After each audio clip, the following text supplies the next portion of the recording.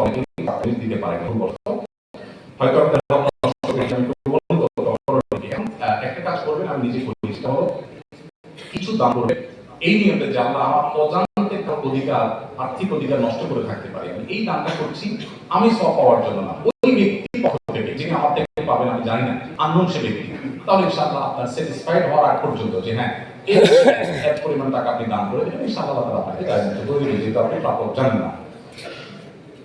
এরপর প্রশ্ন হলো 22-23 বছর একটা মেয়ে কোনো ছেলেকে পছন্দ করে বাড়ি যাওয়ার পর বাড়ি থেকে বলে চাকরি পেলে ওই ছেলের সাথে বিয়ে দিব।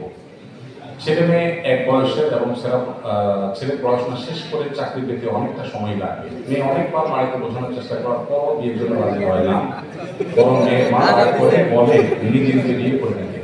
এমন পরিস্থিতিতে যদি মেয়েটা কাউকে না জানিয়ে বিয়ে করে তাহলে এটা জায়েজ হবে কিনা? খুব কমন করে গেছে নাকি? খুশি হওয়ার কারণ কি? বেশি কমন হয়ে গেছে? এই ধরনের প্রশ্ন প্রায় আসে, 10টা আসলে একটা উত্তর তারপরে এটা গুরুত্বপূর্ণ বলতে হবে, খুব অল্প করে বলি।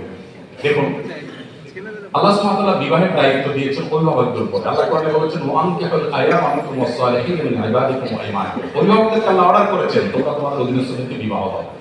নবী সাল্লাল্লাহু আলাইহি ওয়াসাল্লাম বলেছেন তোমাদের সন্তানরা যখন বিয়ের উপযুক্ত হবে, প্রাপ্তবয়স্ক হবে, তখন তাদেরকে বিয়ে দিতে দেরি করবে না। যদি করো, তারা যদি হারামের পথে পা বাড়ায় এবং আমাদের বিশৃঙ্খলা তৈরি হয়, অসুবিধা তৈরি হয়, সেদিন কোনো একটা ইউনিভার্সিটিতে এটা নিয়ে আলোচনা করার পর বিসি মহোদয় আমাকে আলোচনার পর বললেন যে আপনাকে স্পেশাল থ্যাঙ্কস এই প্রশ্ন উত্তর দেওয়ার জন্য, কারণ প্রতিদিন এটা বিচার করা লাগে।